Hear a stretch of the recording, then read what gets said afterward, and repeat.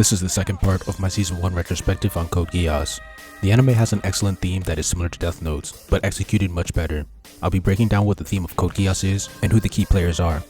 The main thematic conflict in Geass is teleology versus deontology. Both Lelouch and Suzaku want to free the Japanese from racism.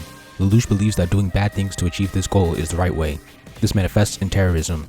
Suzaku believes that doing good things is the right way. This manifests in him working for the British and gaining their respect.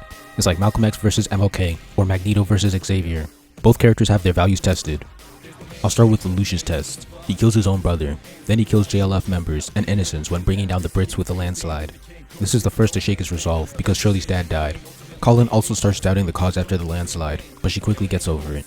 Killing Suzaku is his final challenge, and initially, he's unable to, but by the end of the season, he takes the shot. Him choosing to save Nunnally over winning the battle shows that he values his sister over his victory. Now, Suzaku's test. Suzaku doesn't kill anyone in battle. He saves a civilian mid-battle in his first fight, showing his priorities. He rejects Zero because the means justify the ends, and he wants to change Britannia from the inside. He goes back to Britannia after they tried to execute him. He saves Jeremiah, who tried to have him executed. He's willing to be a decoy to save hostages. He's given a kill order, but he doesn't kill anyone. He becomes Toto's executioner, but he gets bailed out before making a tough choice. I don't like some of these tests because Suzaku gets bailed out, unlike Lelouch, who has to make his choices and deal with the consequences. Another thing I don't like about Suzaku is how useless he is in his ideological battle. Both he and Lelouch are fighting for the same thing with different methods, but Lelouch makes tons of progress, while Suzaku makes none. All of his efforts amount to nothing. He doesn't help the Japanese all throughout Season 1, despite saying he'll fix the system from the inside. All he helps are Britannians. What does he actually do? He works as a Britannian soldier. He's given the opportunity to pilot the Lancelot and gathers achievements with it, and eventually becomes Euphimia's knight. Only once Yuffie starts making moves, using him as a pawn, is his ideology supported. You could argue that this supports the theme that Lelouch's way is right and Suzaku's is wrong, but it would have been nice to have seen him make progress before ultimately failing. After Yuffie's death, he's willing to kill Lelouch, which goes against his code, and supports the theme that victory through blood, not peace, is the only way forward. Speaking of Yuffie, she also believes in a peaceful solution to racism, like Suzaku. Euphimia is unfortunately ideologically irrelevant for most of Season 1. She just sits back and lets the racists go to town until episode 21, making her a weak ideological force. When she's finally used, the story handles her poorly. The story's pro-theme is victory through blood, and the anti-theme is victory through peace. Yuffie, the anti-theme, was becoming too successful with her safe zone plan, which would be a problem for the theme. The story could have logically solved this by having a racist Brit kill her before she got too far, showing that blood is the only way. Or better yet, make the Japanese safe zone happen, but it turns out to be ineffective, creating an excuse for Zero to continue.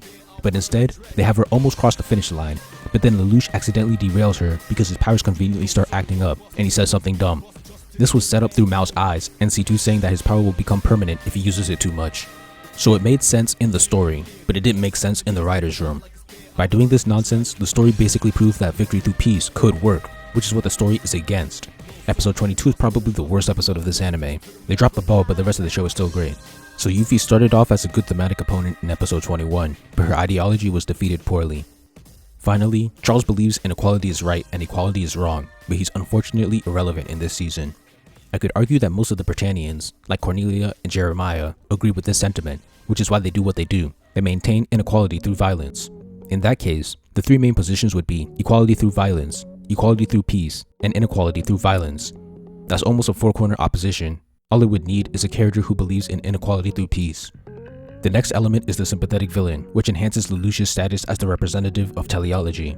Lelouch does horrible things in the story, but the fact that he's doing them to fight against racism makes him a sympathetic villain. Plus, the fact that he's British means that he doesn't have an incentive to help the Japanese, other than his morals, and the fact that racism is wrong. Also, the villains are far worse than Lelouch. In episode 1, Britannians kill innocent Japanese just to cover their tracks. In episode 7, Cornelia kills innocent Japanese just to lure out Zero.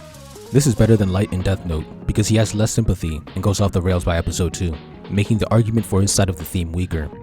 In conclusion, Code Geass Season 1 has a solid theme, with representatives and opponents, and it does a mostly good job at exploring the theme through its characters. The thematic conflict is easily one of the strongest elements in the story.